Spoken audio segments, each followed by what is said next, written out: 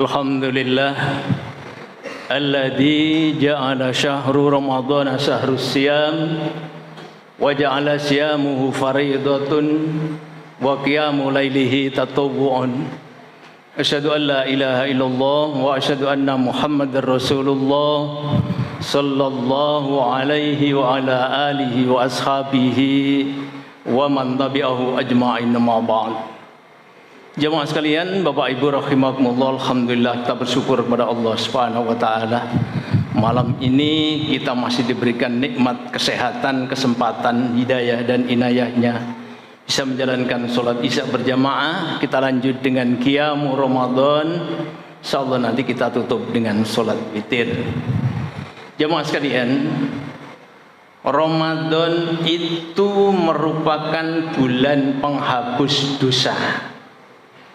Ada 3 waktu kata Rasulullah, mukaffiratun bainahunna, bisa menghapus dosa. Yang pertama sholawatul khamsu, sholat 5 waktu.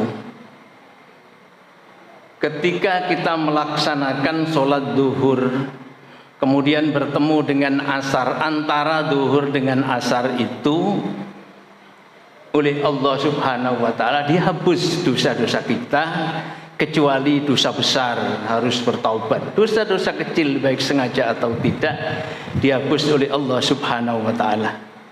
Maka itu para jamaah sekalian, salat kita usahakan sebaik mungkin supaya menjadi salat yang bisa menghapus dosa. Sekarang ini kan banyak lomba salat, lomba tarawih ya.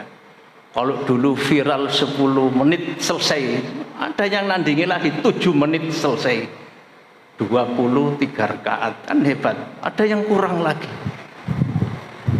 Ini jadi cepat-cepatan ya. Alasannya anak-anak muda tidak gelem terawih, supaya gelem terawih digenjot. Ini para jamaah sekalian. Karena itu saya teringat dalam tafsirnya Ustadz Buya Hamka itu menjelaskan tentang sholat itu, sholat yang benar-benar, sholat yang berfungsi itu diibaratkan seperti orang mukul gong. Orang mukul gong, ini kan tahu gong apa maksudnya? Ya. Kalau saya karena dekat Pak Dalang Sumantri dulu, jadi saya sering melihat gong. Ya. Gong itu kalau dipukul menggema. Gemahnya gong itu antara satu pukulan dengan pukulan berikutnya. Begitu dipukul menggema, wung wung wung wung wung, dipukul lagi menggema lagi, wung wung wung. Maksudnya apa? Sholat kita kalau kita ibaratkan seperti orang mengukul gong, berarti sholat yang kita lakukan itu menggema antara duhur sampai asar, itu ada gemahnya. Gemah sholat antara duhur sampai asar, karena ada gemahnya, sehingga kita tidak melakukan kesalahan-kesalahan kecil. Mau ngomong yang kasar tidak berani karena masih ada gemah sholat, mau bohong tidak berani karena masih ada gemah sholat, mau marah-marah tidak berani karena gemah sholat. Tapi kalau sholatnya sudah tidak menggema, mari salam mulai sudah bisa ngomel, bisa muring-muring, macam-macam dilakukan ya. Itu saya teringat ketika saya khutbah di daerah sekitar Delta Sari sana. Ada 2 masjid yang berdekatan ya, satu di mana masjid saya berkhutbah, yang satunya lagi ada masjid lagi. Setelah usai melaksanakan sholat Jum'ah, masjid yang sebelah itu buyar kemudian berjalan pulang, masih pakai sarung, masih pakai baju takwa, persis di mana tempat saya berkhutbah itu juga turun.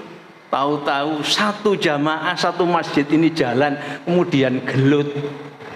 Mbak jangan, bukan anak kecil itu, orang semuanya pakai baju takwa putih dua-duanya, gelut jotosan tuas. Ini berarti tidak ada gemah sholat, baru saja turun dari masjid belum sampai rumah ya, karena tidak ada gemahnya sholat, bisa marah, bisa ngamuk, bisa berantem.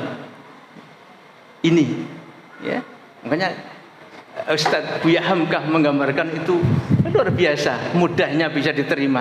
Sholat ini sholat yang menggema, ada pantulan ini.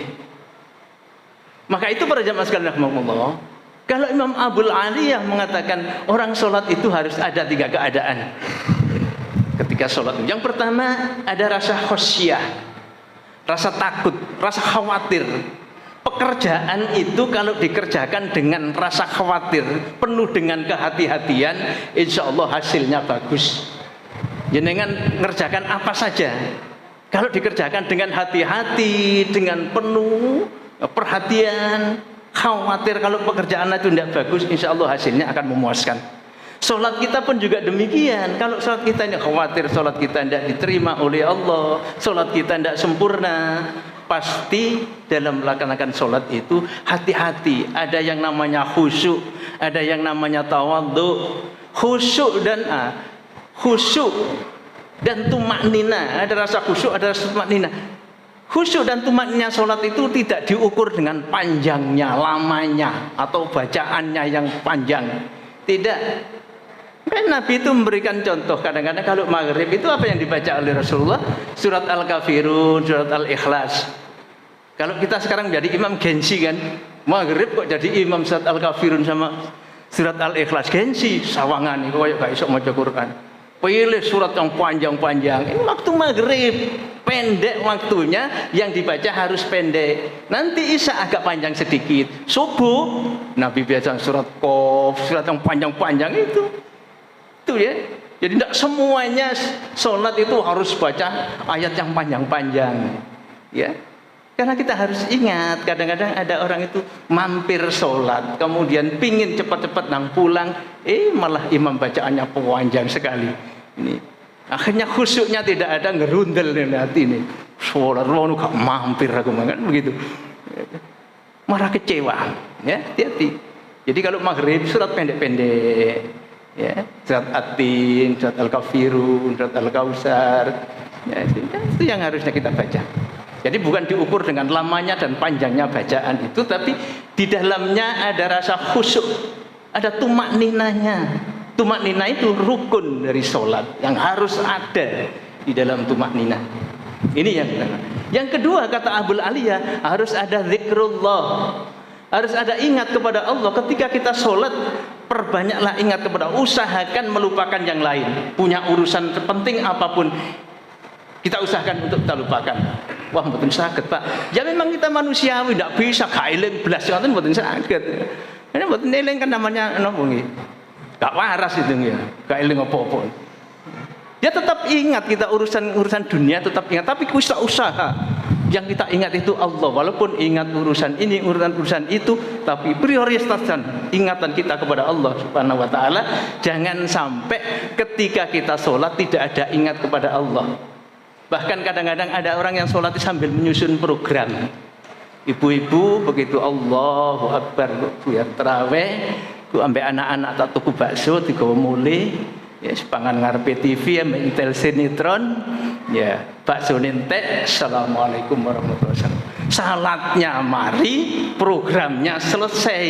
Tidak ada zikrullah, tidak ada ingat kepada Allah Subhanahu wa taala.